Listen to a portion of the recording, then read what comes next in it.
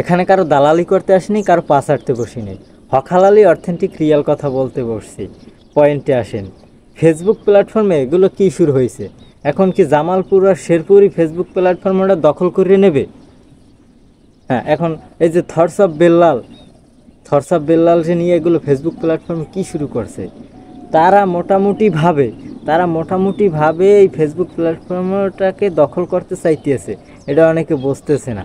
যেই দেখে যে একটু বেল্লাল ভাই বা কাফি ভাই, সরি জুয়েল ভাই, মানে অর্থাৎ এই যে নাসা ভাই, এগো যে জামালপুরের আর শেরপুরের লোকজনের যেই ভিউ কমে যায়, এই নিজেকে মধ্যে নিজেরা কাদা ছড়াছড়ি মারা শুরু করে।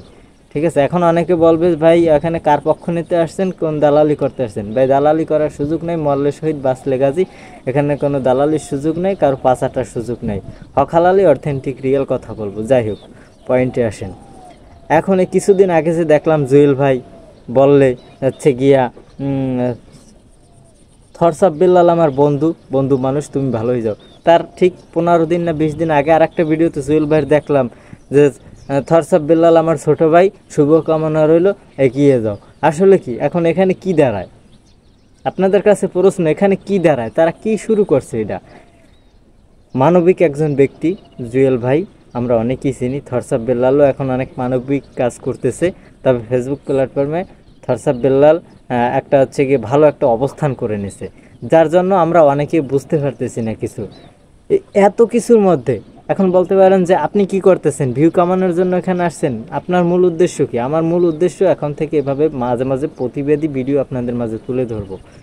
প্রতিবেদী ভিডিওটা হচ্ছে এটাই, আমার কথা হচ্ছে এটা, আপনারা বোঝার চেষ্টা করেন যে তারা এখন ফেসবুক প্ল্যাটফর্মটাকে জানে অন্য কোনো ডিস্ট্রিক্ট, কারণ এখন সবাই ঘরে ঘরে কন্টেন্ট ক্রিয়েটার, সবাই চাইতেছে ফেসবুক প্ল্যাটফর্মে দখল করে তারা মোটামুটিভাবে ভাইরাল হবে, তাদের ভিডিওতে মিলিয়ন ভিউজ হবে।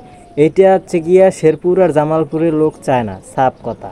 তারা চায় তাদের ডিস্ট্রিক্টেই থাকবে সব কন্টেন্ট ক্রিয়েটার, ফোকাস সারা বাংলাদেশের মানুষের ফোকাস তাদের এই যে শেরপুর আর জামালপুরে যেন থাকে। তার জন্য তারা মাঝে মাঝে কী করে, এই যে নাসা ভাই বেল্লাল ভাইকে নিয়ে কথা বলে, বেল্লাল ভাই নাসা ভাইকে, এই যে জুয়েল ভাই, অলরেডি মোটামুটিভাবে তারা কিন্তু এইভাবেই চলে। তো আমাদের বোকা হইলে চলবে না, আমাদের সব কিছু বোঝার চেষ্টা করতে হবে। ভিডিওটি ভালো লাগলে লাইক কমেন্ট শেয়ার করবেন, ঠিক আছে? এখানে কারো দালালি করতে বসি নেই, কারো পাচারতে বসি নেই।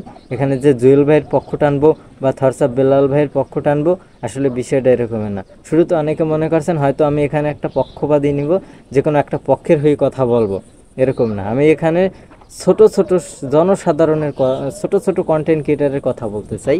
এখানে বসছি শুধু ছোট কন্টেন্ট ক্রিয়েটারদের নিয়ে, তারা যে সফল হবে সেই সুযোগ রাখতেছে না, যারা তাদের উদ্দেশ্যেই এই ভিডিওটা তৈরি করা।